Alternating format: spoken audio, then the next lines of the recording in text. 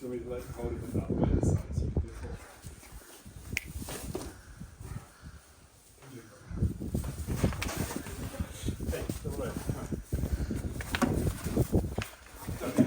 Hello, welcome to Thehayteamtv.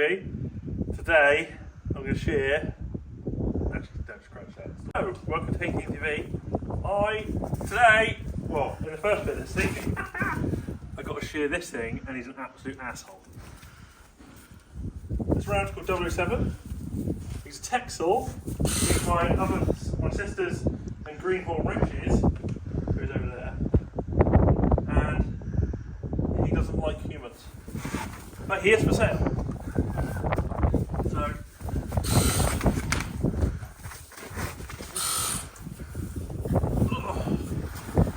I haven't done this for a while, so this could be embarrassing. Cammy, if you're watching this, I probably need lessons.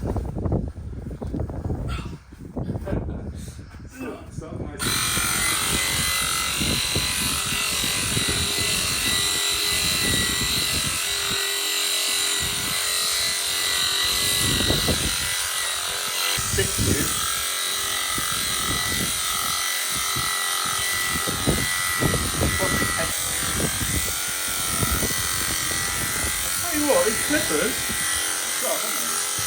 are alright.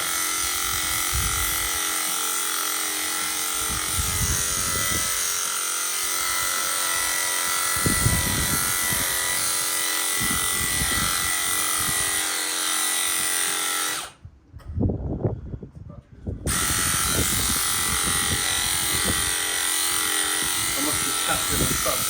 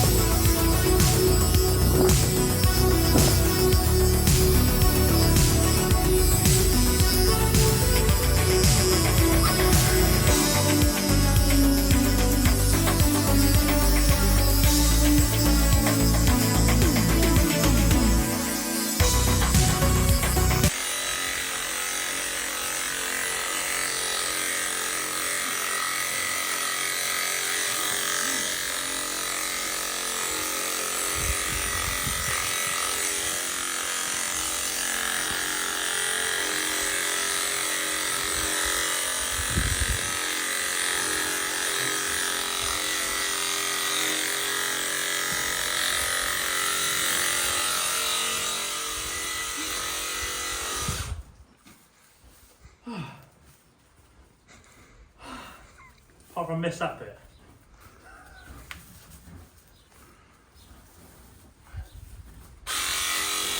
Mayday!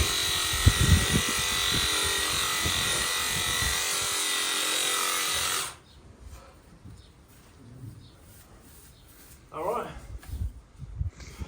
Stop there now. So, don't do it. You just need to get some more sellers now. So, That's quite smart. my shearing skills are a little bit rusty, so I've got to sort of apologise for that. But you know what I say? I don't know enough to teach anyone, and I definitely wouldn't be a teacher because there's some tufty bits at the moment. He's hammering Rich. I think he's worked out it's not a good idea coming towards me because bad things just happened. But yes, I did used to be able to shear a sheep. Not brilliantly well, but I can do it. And Well, the way this has happened is I said I'd shear a sheep for Rich, and then way after he agreed to it, and that's right, way after you agreed to it, I went, I need help with the foundations for a greenhouse. That's about right, and I didn't think he'd do it. And now we've got an afternoon laying patio slabs. Legend! Oh So, dear. a trade in skills, as it were. Absolutely. But I have said I'd shear the rest of their sheep for them if they want me to. Mostly because I just quite enjoyed that. I haven't done that for so long. I quite enjoyed it. Yeah. Nice little sweat on. Now, something I'm going to talk about now is this blade handpiece, which you've just bought, haven't you? We have, yes. Now, this is not a paid review because one, I didn't even know they existed until about half an hour ago. Works off a Makita battery. Right, so if you've got Makita kit, have a look. Now, if you've got a small flock or small holder and you're watching this, I'm going to say with all the mobile hand pieces that we've had and like the small clippers that we've had that link to a battery of a truck, that was one of the nicest like cordless hand pieces I've worked with. So, a good little bit of kit. Overly expensive? I think it was 95 quid from Horner Shearing, but we bought it just for dagging out. Yeah. Then we thought we'd have a go at shearing a few sheep with it, and as Justin's shown, it's more than capable. Yeah. 90 quid. Ram done. And he's an asshole, so the use should be easy. Don't you springboard off that bitten gate on me. No. Me and you can have issues, even more than we already do. So yeah, this Texel ram is for sale. He can be a little bit naughty, but generally he's alright. What's his breeding, Rich? He's pedigree Texel, he's non-registered, he's 3 years old, nickname is 007. So there you go. If you'd like any more information or inquiries, just message me in the in YouTube or on Instagram or something like that, and I will link you up with Greenhorn Rich himself. Brilliant. The only thing about the handpiece I dislike is the on-off switch is running too proud. So when you're moving the hand position, you can catch it and turn it off. So that was happening when I was shearing. But if, blade, you dropped that switch in, or raise the casing up, either way, whatever, so you don't catch it, or just have something raised over the top of it, that would be a very, very good, well worth its money handpiece. Coming from someone that actually has not a lot, no sheep anymore, and I've forgotten more about sheep than some know, but good bit of kit. From shearing, and now to looking at this. So this is our completely wrecked belt, which has done 8 years, 7 or 8 years. I'm sure it's 8 years now. Anyway, it's shagged, basically. It rubs, it's moved, it's twisted, it's stretched. It is just about operating, but if I show you this here, like this section, it doesn't obviously touch anymore, and it's folded over on the other side. So we've got a company coming to put a new belt in there, so we've got to get all this hay and everything cleared out of the way before we do so. You okay? No. Why? It's hardly May weather, is it? That's wet again. It's not exciting, is it? No, it's nothing exciting. It's crap. You got one topper on. Yeah. Why don't you put the other topper on? I really couldn't be bothered yesterday. The way I was topping, just couldn't be bothered around all the trees and all that. Right. I couldn't be bothered yesterday. So you went for one? Just went for one, yeah. Yeah? You can put the other topper on? No. No? Just gonna finish off on the front. Yeah. Is that because it's easier to drive? It's just better, isn't it? I just can't be bothered. You wanted the back one. Yeah, it's brilliant. It's fantastic when you're doing fields and all that. But where I was yesterday, No? no, it was a ball lake. Okay. Right. So what are you going to do now? Off to get sandwiches. Off to get breakfast, mate. Yeah, he's off to get breakfast. From the sandwich shop Got a sandwich shop. that sell sandwiches. You're gonna give them a If anyone is in Iverbridge, please pop down to Country Made Delicatessen. Do the best sandwiches ever. Okay? You wait for hay making weather. Unloading another load of hay that's come in. Stack spread over there. is the trailer of the lorry and drag up the other farm where my old man's unloading. And someone's over there, which is very good hay, very nice hay. We're only allowed one lorry and drag load from this farm, which is fair enough. But where do you think the other lot's going? It's not going to animals and agriculture, it's going to power stations.